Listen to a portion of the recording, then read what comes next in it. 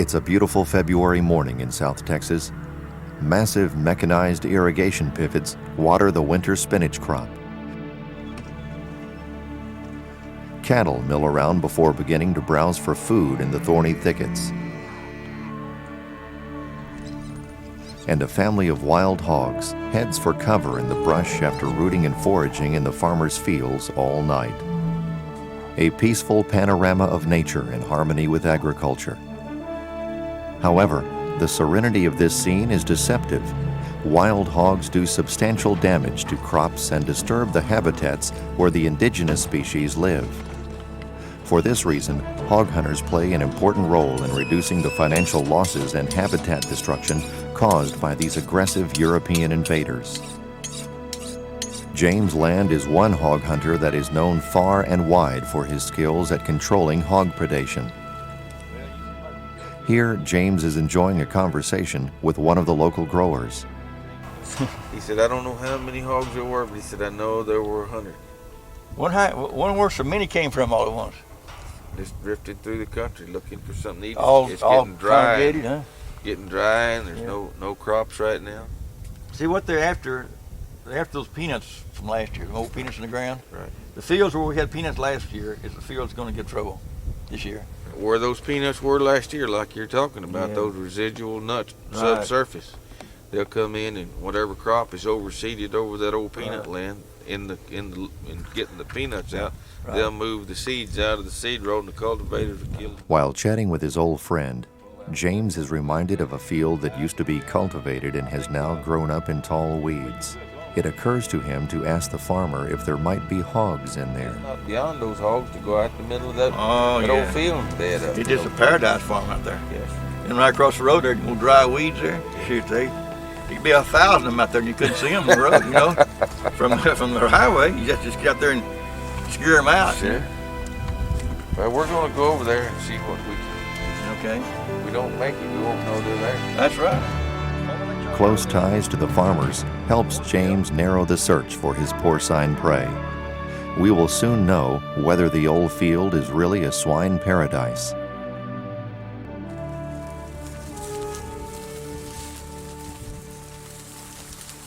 James is riding through a fallow field that has grown up in tall weeds.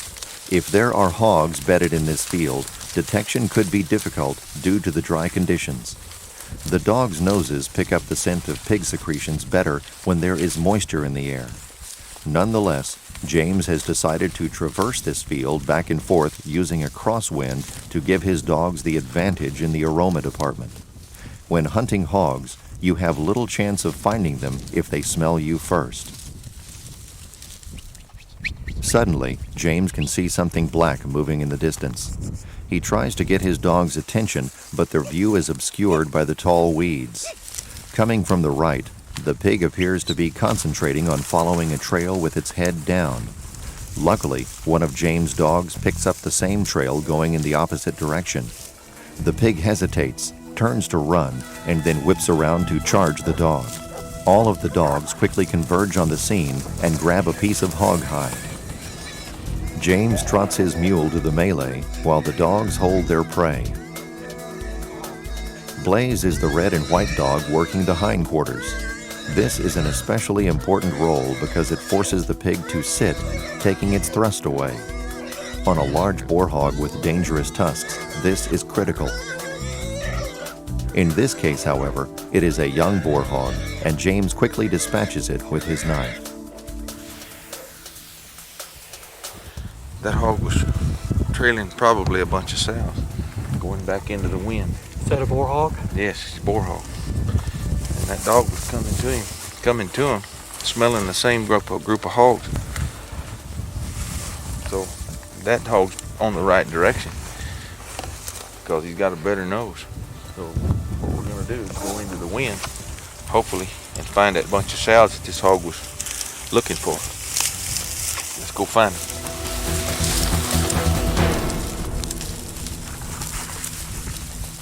We'll crosswind them here. Go up maybe to the top of this hill. See what it looks like and then turn around and come back and crosswind them over about 150 yards. 10-4. Before long, the dogs discover another young boar hog concealed in the weeds.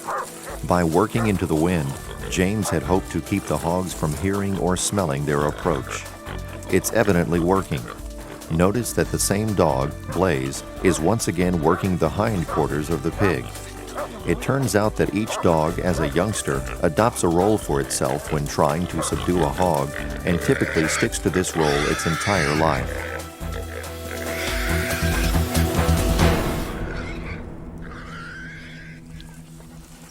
Cody, Yes, sir. We're killing another boar hog out here in this field. They're just bedded out everywhere. These long, small boar hogs are just bedded, and I expect to find a bunch of sows with a pretty good boar hog somewhere out in this field. They got all these little boars knocked off, and they're just bedded all out in this grass. This is the second one. I'm going to tie a handkerchief here, and we're going to keep crosswinding and hitting these higher bunches of weeds. That's where these hogs are, getting a little bit of shade and getting that breeze and laying up in this cool sand. But we're going to keep looking. 10-4. he doesn't have much teeth. He's just a young hog. Not much at all. Knocked off from his bunch of sows. There's probably a bunch of sows in here somewhere. We'll find them. But before he finds the sows, the dogs catch yet another young boar hog.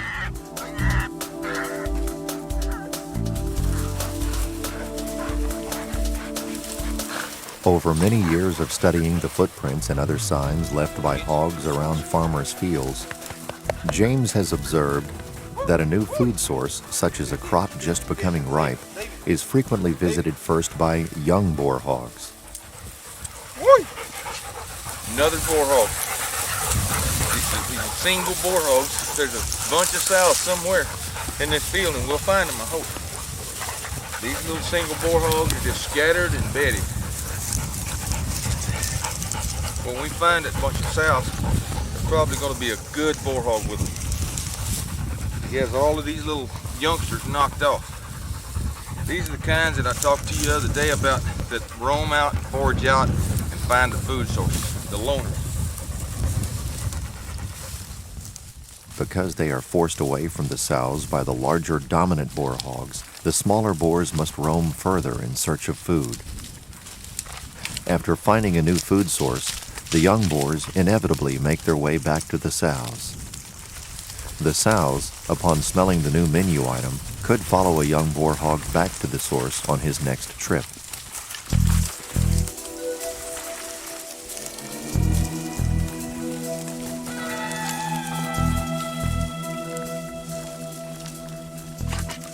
To maintain endurance and a keen sense of smell, dogs need to be well watered. Often, there are stock tanks and creeks for a cool, refreshing dip.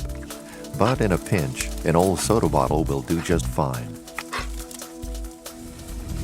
James rides on through a golden countryside illuminated by a bright blue sky.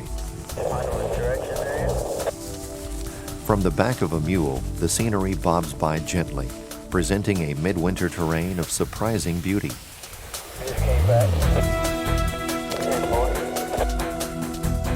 Hog hunters savor this time of year. The cool temperatures are comfortable and allow their four-legged helpers to trot for hours without overheating.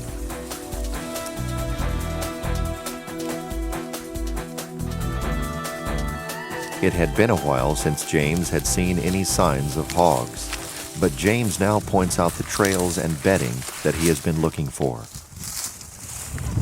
Trail right there leading. A lot of traffic right here. I hope we find these hogs on this hillside of this hill, getting that southeast breeze. If not, maybe they're in the thicket over there, but it's too close to the highway. I expect those hogs to be right out here in the snow somewhere.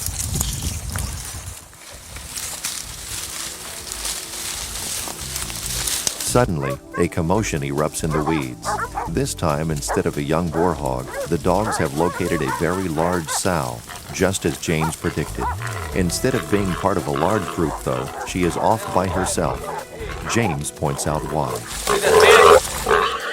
This sow has left the group to build a nest for giving birth.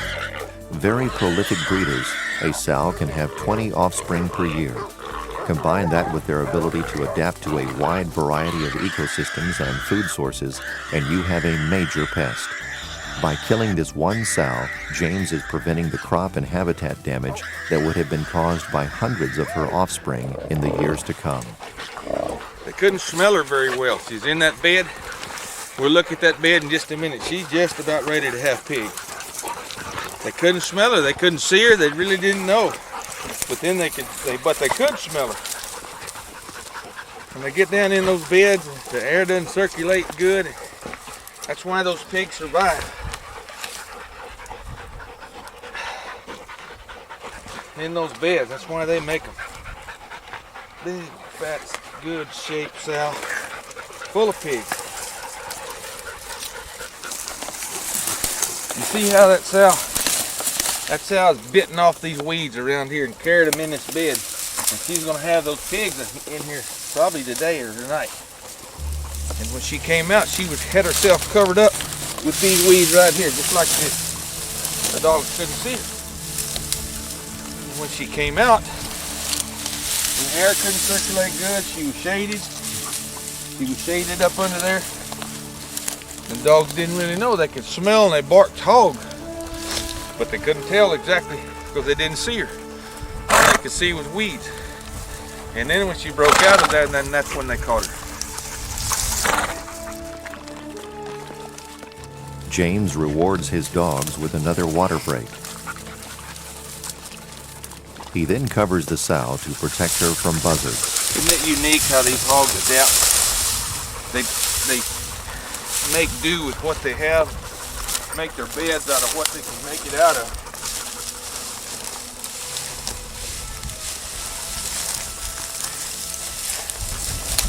This fat sow, she didn't know when she would have those pigs. She knew it was close, and she knew she needed shade and seclusion from the air and from air currents taking it to coyotes, the center of the birthing process. So she fashioned this. 4 hogs in one day is quite a successful hunt, but James is convinced there must be a larger group of hogs close by. He heads toward a stand of trees that could provide cover for such a group. As he gets closer, it becomes evident that his instincts were correct. Fresh bedding indicates that hogs were here until a short while ago. They were probably scared off by the commotion of the last kill. That's a lot of hogs, David. That's not 1 or 2 hogs. I don't know where these hogs went, but there's a bunch of them, and we're missing a dog. I think those hogs were here when we caught that sow. I believe they pulled out across that highway, or either they went up. Anyway, Sketchy's not here, and I bet you he went with those hogs. It wasn't long, though, before Sketch came back tired and thirsty. And on this day, James did not have any fresh dogs to take over. James is satisfied to have killed a fat sow in prime condition. James prepares to butcher his prize while a pair of buzzards looks on from a nearby perch. I have a friend who wants to make sausage, and before she gets too hot today, being hot later, I'm gonna skin her now and put in the ice chest. James and his friends will enjoy the excellent meat from the sow, and his dogs will feed on the boar hogs.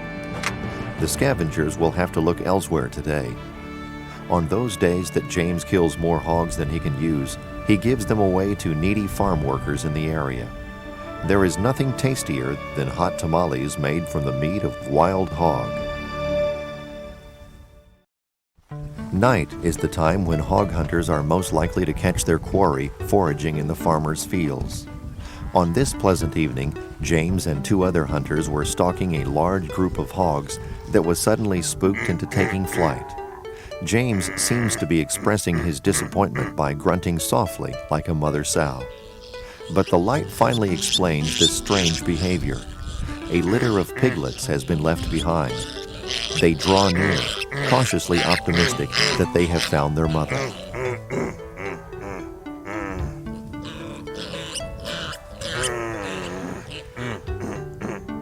Something is not quite right, though. Perhaps it is the smell or the bright light, but they soon decide to look elsewhere. Even at this early age, their survival skills are remarkable. They circle the area looking for the scent of the path that will lead them to their mother.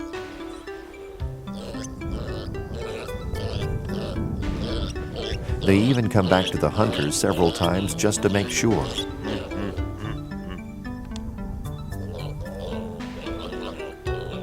Finally, hitting on the right scent trail, they head off on a beeline, oinking encouragement to each other as they disappear for the last time into the darkness. A hog hunter's other best friend is his horse or mule. Josh Coleman is a professional cowboy that knows horses and how to care for them. I'm cutting these nail heads off where they're clenched over, so when I cut these tops off, I can pull it with the nippers and pull that shoe off without breaking the foot apart. You want to put shoes on, keep from tearing the feet up if you're riding every day real hard, or if you're riding in rough country. Just kind of helps everything out. James met Josh when he was his middle school science teacher. By high school, James was also mentoring him in the art of hunting wild hogs. As Josh progressed, James gave him a number of puppies from his line of prized red hog dogs. At 20, Josh is not only a consummate cowboy in riding and roping, but also a confident and skillful hunter. One of the skills that a successful hog hunter must master is how to approach a bay without being detected. A hog's first line of defense is his acute sense of smell. So to have any chance of getting close, a hunter must approach from the downwind side. The other thing he should avoid is to let the hog hear him coming.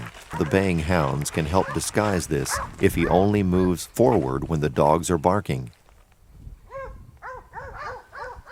In fact, the way they are barking can reveal a lot about the type of hog they have located. A steady bark means the animal is holding still and is probably not aggressive.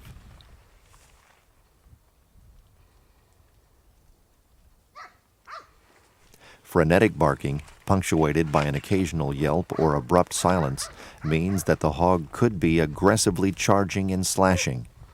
In this case, it may be a big boar hog, and extreme caution is advised.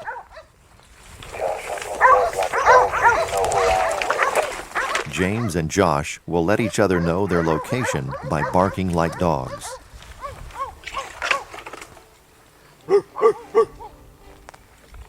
Imitating dogs helps ensure that Josh and James don't shoot toward each other.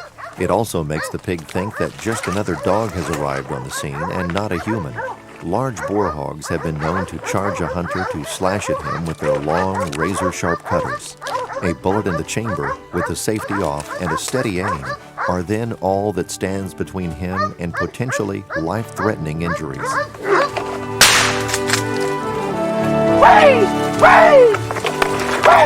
Josh calls to his dogs to encourage them to grab the hog to prevent it from running in case it is just wounded. Fortunately, good visibility and a picture-perfect approach have resulted in a clean kill. After Josh has verified that the hog is dead, he will send the dogs away to look for more pigs. But for the moment, at least, they seem to relish the excitement of a fresh kill. This turns out to be a big boar hog with dangerous teeth. Fortunately, no dogs were hurt, so now all that remains is to drag the vanquished beast triumphantly out of the brush. But before doing that, Josh will procure himself a new dragging stick. Now Josh is ready to triumphantly drag the vanquished beast and enjoy the spoils of his victory. We're going to quarter this hog up, debone him, and cut him into chunks so we can feed these dogs who work so hard to get him. Helps out on dog food, and it also makes it so we don't waste all this good meat. It's time to unwind and take care of the animals. The mules are satisfied with a little coastal Bermuda grass and a good roll in the dust. The dogs require high-quality protein, and there is nothing more nourishing for them than fresh boar hog meat. The sows are more suitable for human consumption, and James finds willing takers for this quality meat wherever he happens to be hunting. In this way, the exciting sport of hog hunting not only reduces damage to the crops, but also provides a tasty meal for camp or kitchen.